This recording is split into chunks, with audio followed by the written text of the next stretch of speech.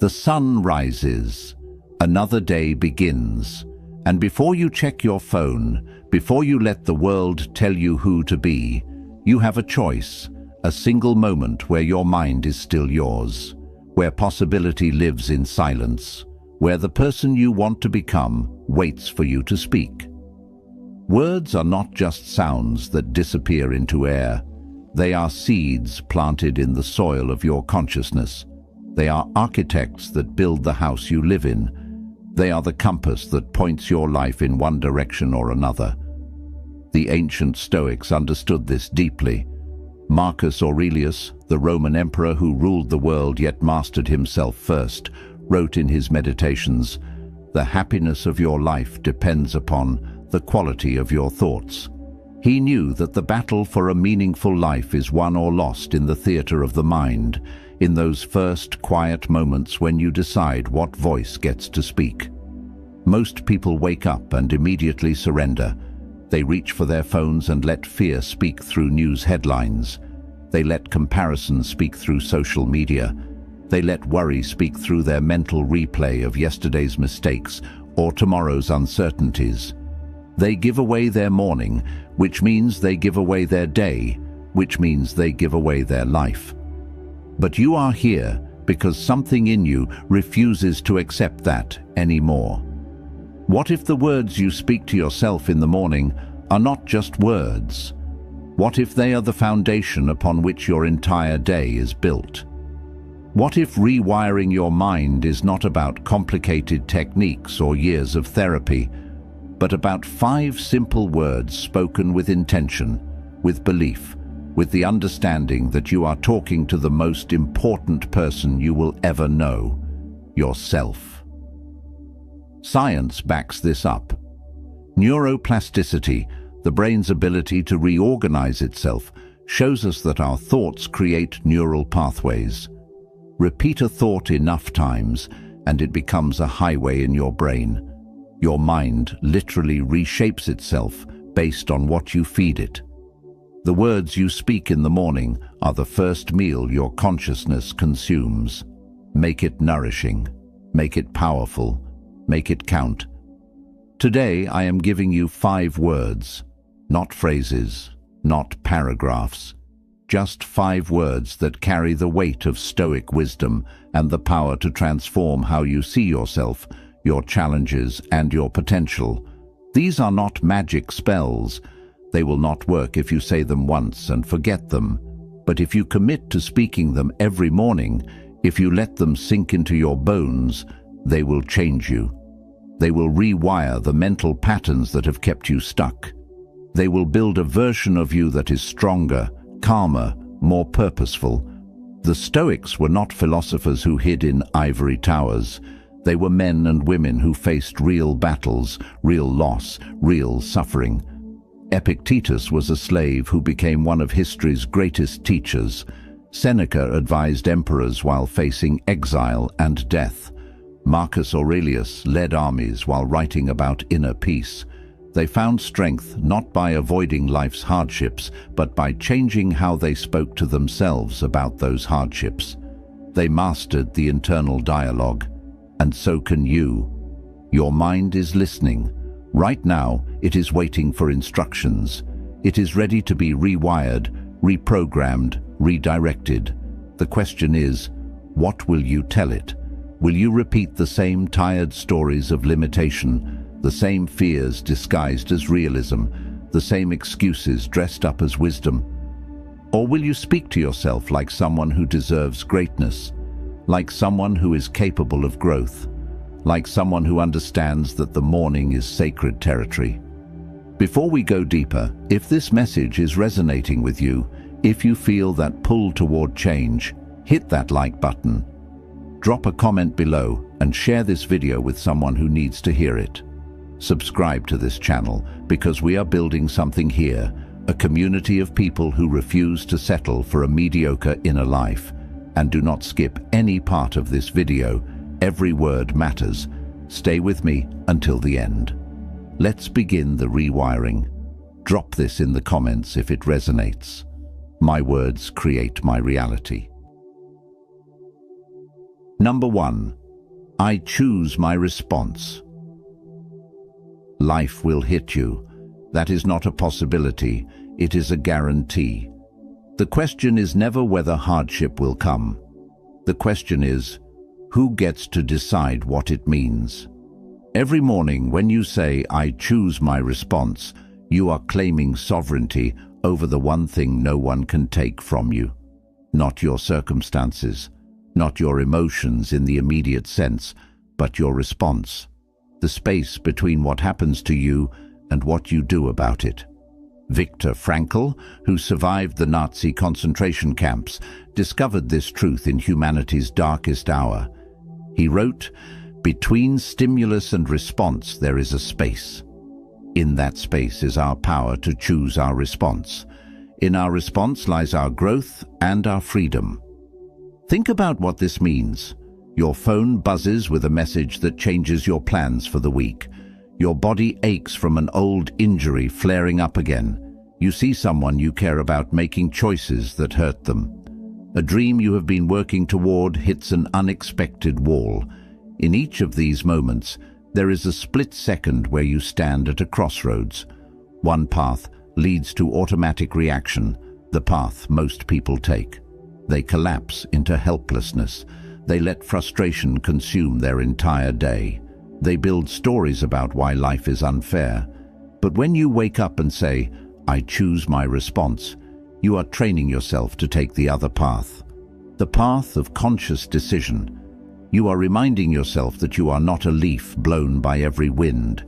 You are not a puppet dancing on strings controlled by external events. You are a human being with agency, with choice, with power. This is pure Stoicism. Epictetus taught that we do not control what happens to us, but we absolutely control how we respond. He said there are things within our power and things outside our power. What is within your power? Your judgments, your intentions, your responses. What is outside your power? Almost everything else. The weather, other people's decisions, the past, the future. When you waste energy trying to control what you cannot control, you become weak. When you focus all your energy on what you can control, your response, you become unstoppable. Let me be practical. You wake up tomorrow morning. Before you check your phone, before you start running through your mental list of problems, you speak to yourself, I choose my response. You say it slowly. You say it with conviction. You are programming your mind for the day ahead. You are establishing your identity as someone who is not reactive but responsive, someone who is not controlled but in control. Then life tests you.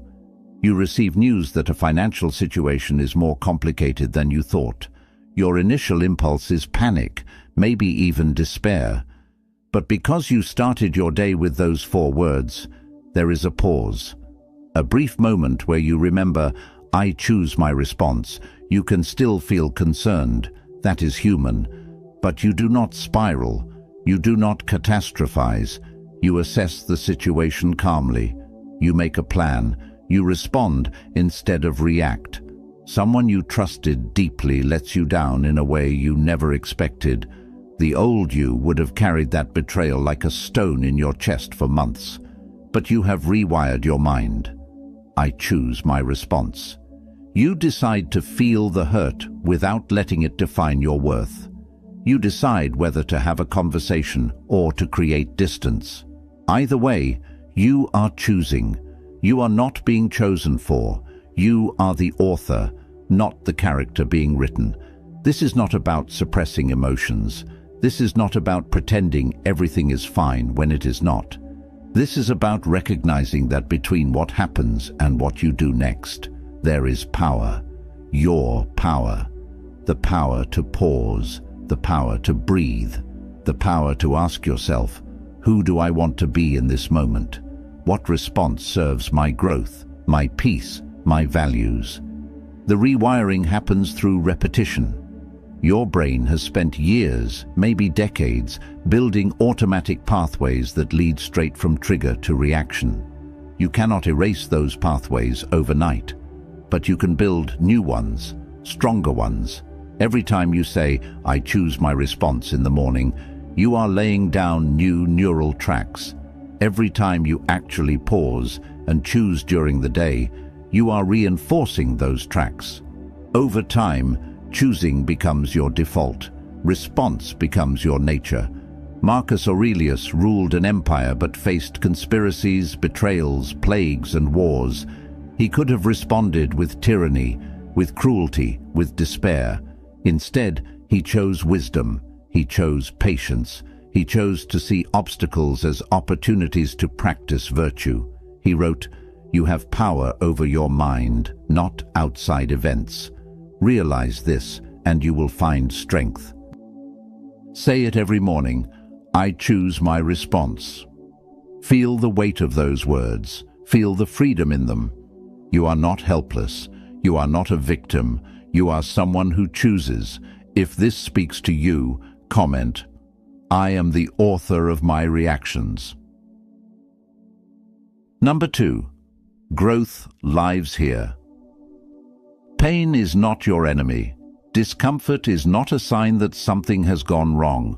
The moment you feel stretched beyond what feels safe, beyond what feels familiar, that is not the universe punishing you. That is growth knocking on your door. When you wake up and say, "Growth lives here," you are making a declaration. You are telling your mind that this day, this moment, this challenge in front of you is not a problem to avoid. It is soil where something new can take root. The Stoics called this amor fati, the love of fate, not just accepting what happens, but embracing it as necessary for who you are becoming. Seneca wrote, "Difficulties strengthen the mind, as labor does the body." He understood that we do not grow in comfort. We grow in the friction between who we are and who we are trying to become. Most people spend their lives running from discomfort.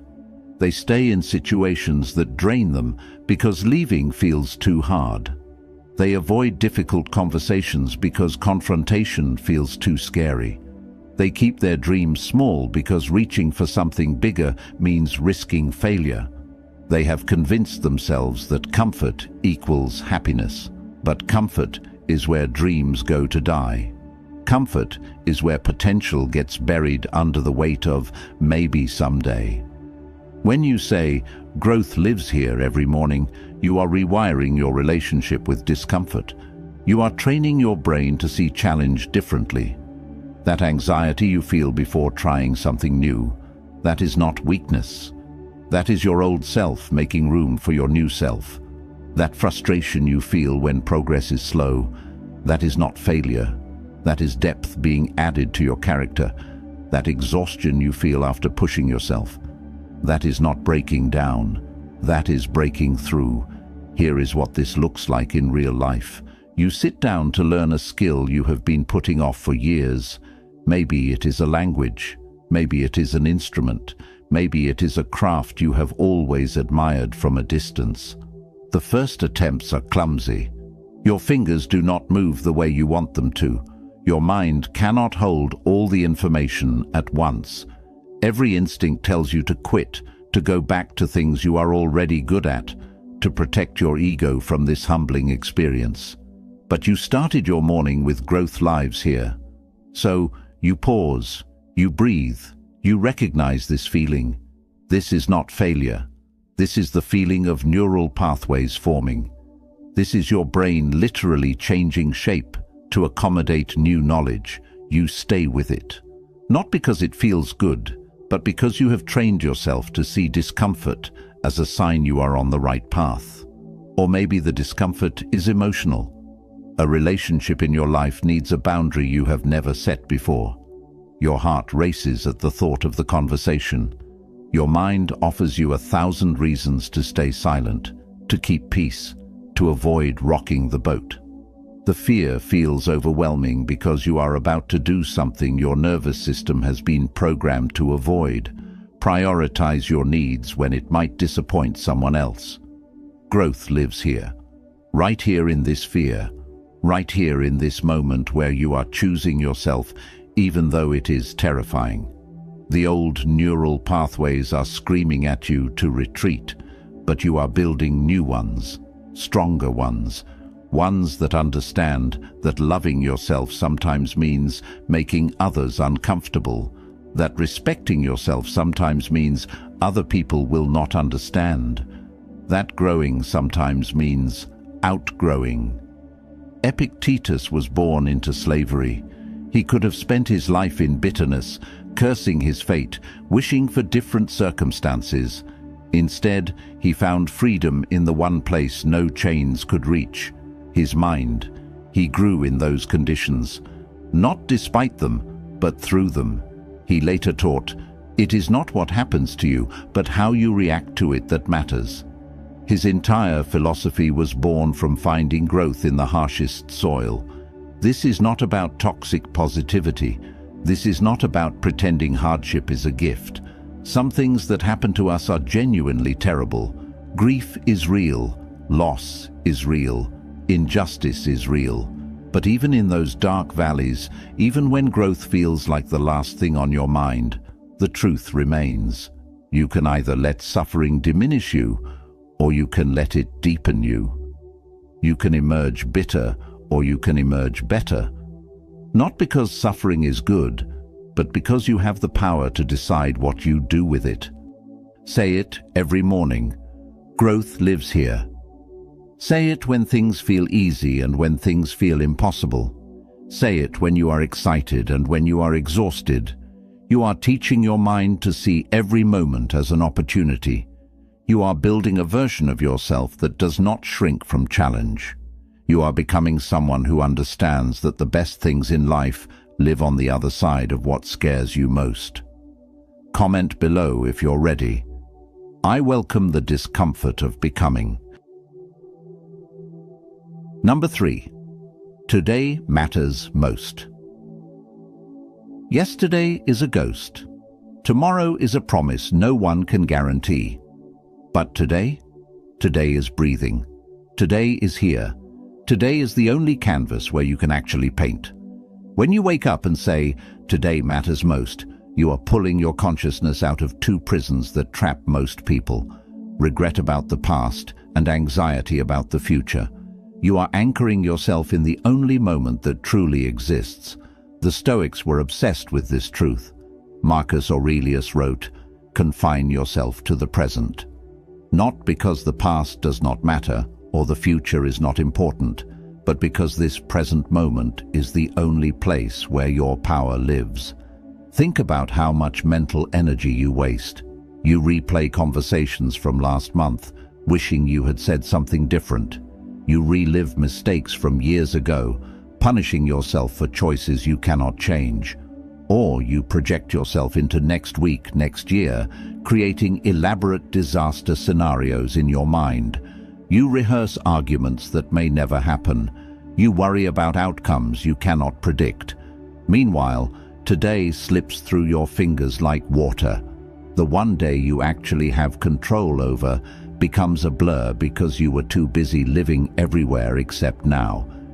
This is not just philosophy, this is survival. When you split your attention between past regrets and future fears, you are operating at half capacity in the present. You miss opportunities because your mind is somewhere else. You damage relationships because you are not fully present with the people in front of you. You make poor decisions because you are reacting to ghosts instead of responding to reality. When you say, "Today matters most," every morning, you are training your mind to come home.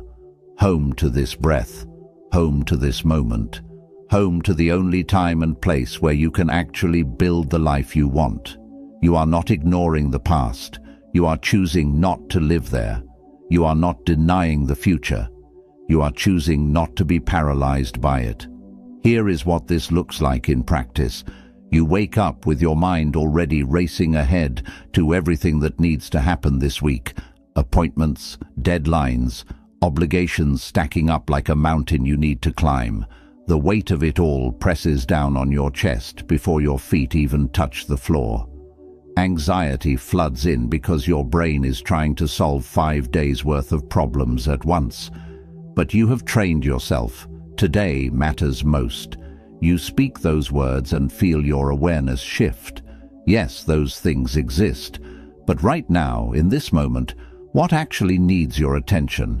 Making your bed, drinking water, moving your body, maybe reaching out to someone you care about. The future will arrive one present moment at a time. You do not need to carry all of it right now.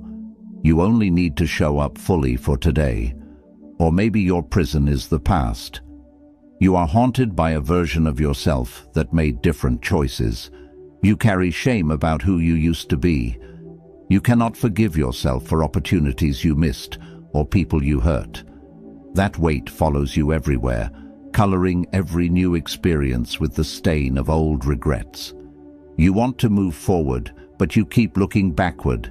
Today matters most.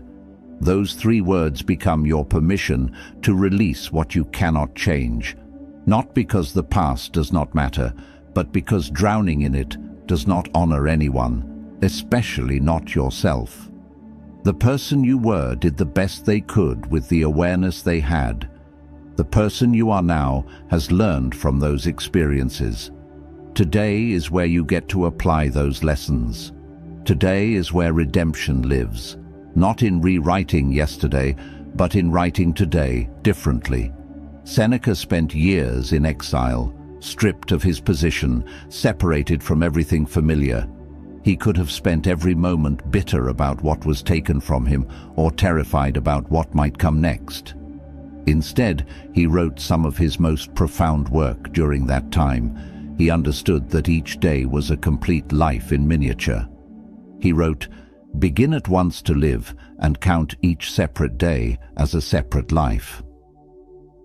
Each morning was a rebirth. Each night was a completion.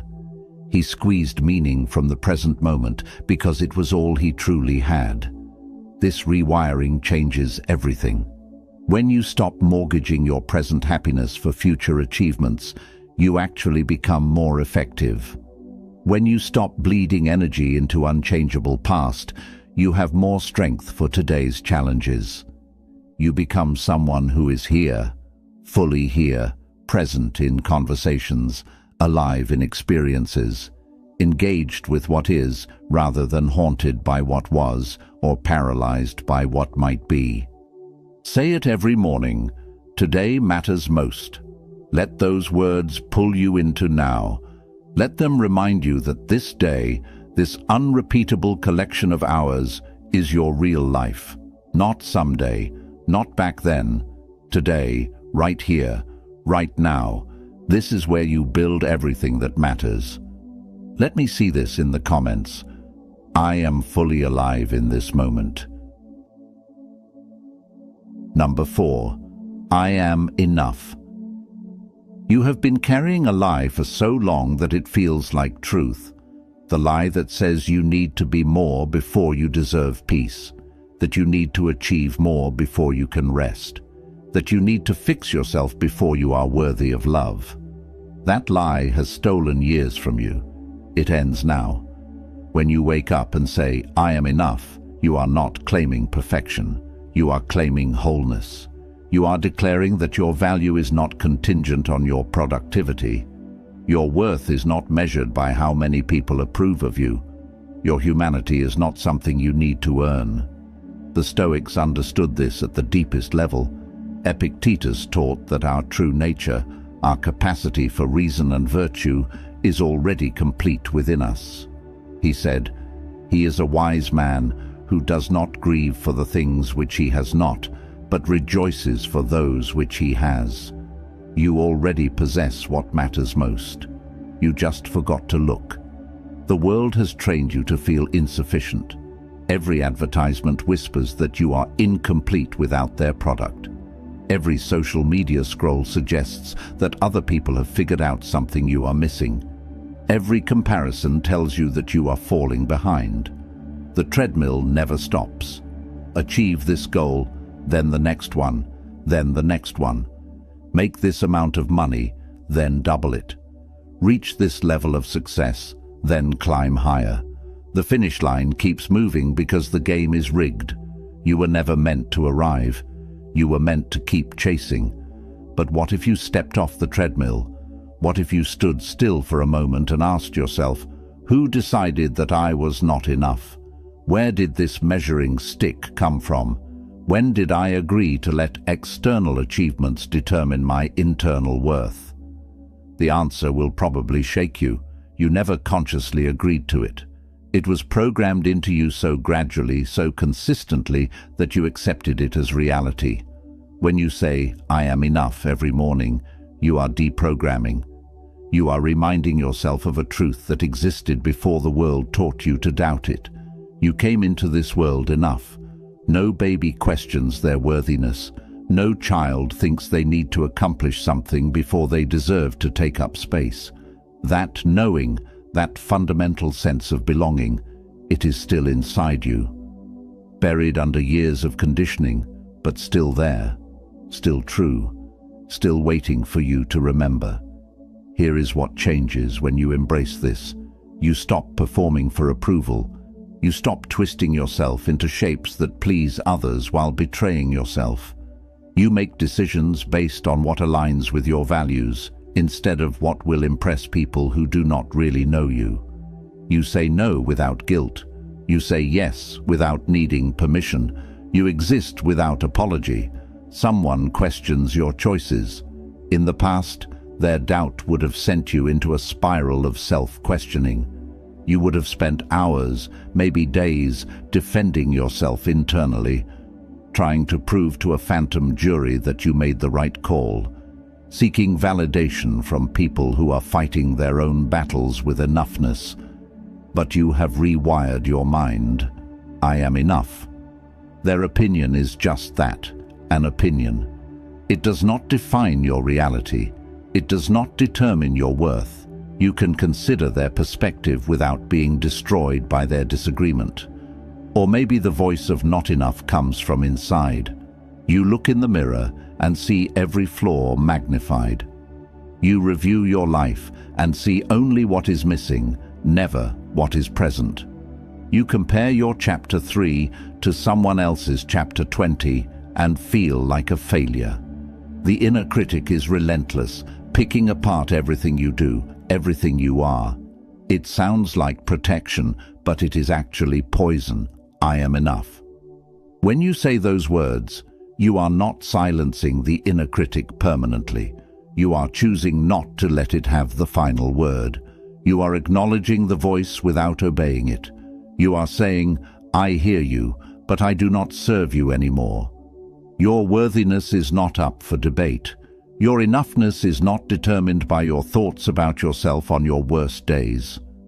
Marcus Aurelius, the most powerful man in the known world, still struggled with this.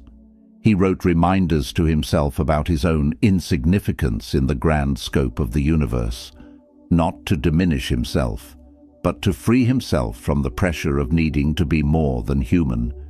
He knew that accepting his limitations was not weakness. It was wisdom. He wrote, "Very little is needed to make a happy life. It is all within yourself, in your way of thinking. Everything you need to be whole is already inside you." Say it every morning, I am enough. Say it even when, especially when, you do not believe it yet. You are not trying to convince yourself of a fantasy. You are reminding yourself of a fact that the world made you forget. You are complete. You are whole. You are enough. Share this affirmation below. My worth is not negotiable. Number 5. I release control. Your hands are tired from gripping so tightly. Your mind is exhausted from trying to orchestrate outcomes you were never meant to control. You have been fighting a battle you cannot win, trying to force life to follow a script only you can see. And the cost? Peace. Presence. The ability to breathe without anxiety tightening around your chest. When you wake up and say, I release control, you are not surrendering to chaos. You are surrendering to reality. You are acknowledging a truth that the Stoics built their entire philosophy around. There is what you control, and there is everything else. And everything else is almost everything. Epictetus drew a clear line. He taught, "Make the best use of what is in your power, and take the rest as it happens." This is not passivity. This is power, real power. The power that comes from knowing where your influence ends and acceptance must begin. Think about what you have been trying to control, other people's opinions of you, how quickly your dreams manifest, whether people you love make the choices you think they should make, the timeline of your healing, the behavior of strangers, the outcome of situations where you have done everything you can. You cannot control any of it, but you have spent so much energy trying, energy that could have gone toward what you actually can influence, your effort, your attitude, your growth, your responses. The illusion of control is seductive. It makes you feel safe. If you can just plan perfectly, anticipate every variable, manage every detail, then nothing bad will happen. But life does not work that way. The tighter you grip, the more life slips through your fingers. The more you try to micromanage outcomes, the more suffering you create for yourself. Because control is a myth, and chasing myths is exhausting. When you say, "I release control" every morning, you are practicing one of the most difficult and most liberating skills a human can learn. You are training yourself to distinguish between influence and control. You can influence many things. You can show up with intention. You can do your best. You can communicate clearly. You can set boundaries. You can make plans. But after that, after you have done what is yours to do, you have to let go. You have to trust. Not trust that everything will work out the way you want. Trust that you will be okay, regardless of how it works out. Here is what this looks like when it is real. You care deeply about someone who is making choices that hurt them. You have said what you needed to say. You have offered support. You have shown up in every way you know how. But they are still on a path you cannot walk for them. Every instinct in you wants to save them, to control their decisions, to force them into the life you can see they deserve. But you cannot. And the grief of that powerlessness sits heavy in your chest. I release control. You say those words and something shifts, not in their life, but in yours. You can still love them. You can still be available, but you stop carrying responsibility for choices that are not yours to make. You stop letting their journey steal your peace. You recognize that everyone, including people you love, has their own path, their own lessons, their own timing. Your job is not to control their story. Your job is to live yours with integrity. Or maybe what you are trying to control is time itself. You have a vision for where you should be by now, a checklist of milestones you were supposed to have reached. But life had different plans, detours you did not choose, delays that made no sense, doors that closed when you were certain they would open. And now you are angry at time, at the universe, at yourself, for not being where you thought you would be. I release control. The timeline is not yours to dictate. You can work hard, you can stay committed, but you cannot force readiness before its season. You cannot rush what is still forming. Seneca wrote during his own period of forced waiting, "Luck is what happens when preparation meets opportunity." Your job is the preparation. The opportunity's timing, that is not in your hands. And accepting that does not mean giving up.